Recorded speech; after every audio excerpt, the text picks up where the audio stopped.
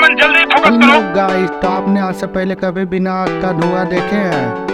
तो आज मैं आपको दिखाने वाला हूँ बिना आग के धुआं। आप जल्दी से वीडियो को लाइक और चैनल को सब्सक्राइब कर दीजिए।